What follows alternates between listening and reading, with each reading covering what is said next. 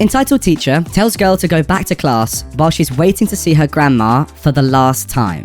So, this happened to me when I was about in my last year of middle school. That day was hard on me and my family because it was the day that my grandma was going to have her open heart surgery, and there was a large chance that she may not survive. So, that day, my dad wrote a note to the school saying me and my older brother were to go down to the office to wait for him so that we could leave school early to go and see my grandma for what could have been the last time. The time that my dad wanted to pick us up was during my Spanish class. So, when it came to that time, the office called my Spanish teacher and had her send me down to the office to wait for my dad. When I got there, my older brother was already there, and it was silence, as both of us were just sitting there, feeling so many feelings. Then, the awful teacher, who I don't even know her name, came over, and this happened. "Why aren't you in class?" I was called down. My dad wrote a note, so I'm about to be picked up. Now, I was feeling so many emotions at this point that I could barely comprehend what this teacher was saying. "Well, you should be waiting in class." But my dad wrote a note and called for me to be down at this time. "Well, clearly he's not here yet, so you should have waited in class." I got called down. "You're already failing as it is. You should have waited in the classroom learning, because clearly he's not here yet, so there's no reason for you to be down here. My brother is down here too, and you're not saying that he should be waiting in class? He has good grades unlike you. Next time, wait in class so you don't get even more behind." Then she stood there in silence for a couple of minutes and left me sitting there wondering what I did. The reason my dad had us wait earlier than he was there was because both mine and my brother's classrooms were on the other side of the building from the office, and he wanted to make sure we weren't late to see our grandma. Luckily, that day, the hospital decided last minute to change to a different surgical procedure. It was still being tested, but it had safer odds of survival, and my grandma did end up surviving. But I'll never forget how trashy that teacher made me feel. Yes, I was failing, but she had no idea why I was in the office, and if my grandma had have died that day, I would have never forgiven her for making me feel terrible. You know food doesn't stay warm, right? I used to work close shifts at a certain fast food restaurant. Think gold and the letter after L. Alright, so McDonald's, in a remote location. Remote in that there was not just another down the road. Sorry to interrupt, guys, but I don't really understand why people who post on Reddit are scared of putting, massive companies like McDonald's, the actual word, in their post. No one's gonna know who you are from this, but anyway. Like, I would get it if it was just a small individual shop or something and you said the town, whatever, and you could be traced back to it. But McDonald's, no one's gonna know who you are, OP, don't worry. Anyway, this shift normally consisted of a mad dash around dinner, and then nothing, but the occasional drunk until closing. I was working drive-thru this particular night, which meant I was also closest to the office phone, and would take calls. I honestly don't remember this woman ordering, but I sure as heck remember what followed. It was about 2 hours until closing, and the dinner rush was long over when this call came in. This was a while ago, so I can't remember the exact dialogue, but it's fairly close. The phone rings. "This is OP from McDonald's. How may I help you?" "You can explain to me why I've got a bag of cold, ruined food and crying kids." "I'm sorry? I just brought dinner home for my children from your drive-thru, and it's cold. I promised my children McDonald's tonight, and you've ruined it for them. What am I supposed to do now? What kind of establishment is this?" She went on like this for a few minutes, and I listened, initially sympathizing with her, since food can sit in the ready tray for a while before being bagged, and while we do prioritize drive-thru, they can get food which has been sitting for a while. I figured I'd let her vent and then give the standard response. Finally, she stopped for breath and I said, "I'm very sorry about that. If we're particularly busy, then the food can get cold while we sort other orders. If you wanted to come in, then we can replace the food free of charge. First of all, I was in and out of drive-thru in a few minutes, so the ruined food is on you. Second, I cannot come in and get more. I live 45 minutes from town." My sympathy evaporated. "I'm sorry, so where was the food when you drove home?" "On my car seat. For 45 minutes? Yes? You are aware that our food only has a 20-minute shelf life? It was bagged. I expect it to be warm. We only have paper bags. They don't keep the food insulated." "I don't care. I expect hot food and a higher quality of service. I want a refund and..." I hung up. Now, I wish I could say that she was at our door screaming 45 minutes later, but nothing else came of it.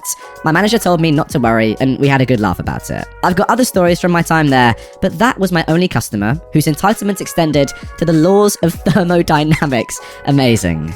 Yelled at for taking a shower, and told that we need to communicate better. Okay, so this literally happened yesterday. My boyfriend and I share a single small bedroom with our little fluffy ball cat, and have 2 roommates who each have their own room. These 2 are dating, by the way. Now, the guy roommate, who I'll call the jerk, is actually the grandson of the landlord. So you can guess that he usually gets special treatment, like $100 off rent, and his grandpa helps him with everything and is usually on his side. Now, our landlord isn't a crazy, mean person. He's actually the kindest man I've ever met, aside from my boyfriend. But he doesn't like to confront his grandson, and usually tells him to not do that. Now, I also have anxiety due to past trauma, thanks to my mother. She would kick my door down and scream at me for hours. And I can't really handle yelling or being trapped in a room while someone yells. Remember this for later. Now, this all started after the jerk had finished cleaning the basement suite we all lived in. But before you yell at me saying we shouldn't be lazy and should have helped him clean, let me tell you, we've stopped cleaning. We clean after ourselves, because for a while, the jerk's girlfriend would walk in with her shoes on and track dirt everywhere, even as we were vacuuming, purposely dragging her feet so she'd get all the dirt off on the clean rug. She doesn't like us. She would also cook pots of rice and then leave them for days, and the rice would start to mold. Now, I'm not her maid, so I'd leave it for her to deal with when she got back. Her boyfriend was away at this point in time for 2 months, and he usually cleans up after her. There's so much more, but I can't even name it all. Now, back to the main story. The jerk had just finished cleaning and apparently disinfecting the bathroom. My boyfriend and I did not know this since they never talk to us, and when they do, it's accompanied with a glare and passive-aggressive comments. Because of this, I usually only leave our room when I'm determined that they won't be out there when I leave. So, I asked my boyfriend if I could have a shower, a habit I've yet to break. He said yes, and I left, making sure they weren't there to glare at me. After the coast was clear, I entered the bathroom, locked the door, turned the fan on, and started my shower. After I got on the shampoo in my hair, I heard a loud slam from outside of the bathroom, the jerk's bedroom door, which I later learned. Jumping from the loud sound, my anxiety was already starting to show its head. But, trying to ignore it, I continued on with my shower. A minute or so later, I hear the loudest banging on the bathroom door. Calling out, yes, and getting no response, I shrugged again and was about to wash my hair when another loud bang on the door started. Knowing I can't ignore it anymore, I quickly rinsed the shampoo out and exited the shower after turning it off, wrapping a towel around my very naked body, opening the door. Once I opened the door, the jerk, who'd been sitting just a few feet away, jumped up and proceeded to yell at me about how it was extremely rude that I would take a shower after he cleaned the bathroom. I was supposed to have a shower. I was just waiting for my towels to dry. I cleaned the bathroom for me. You guys don't do anything, and it's rude to... He just kept going on and on. Now, I was soaking wet in a towel and trapped in the bathroom as he yelled at me, because he was blocking the door.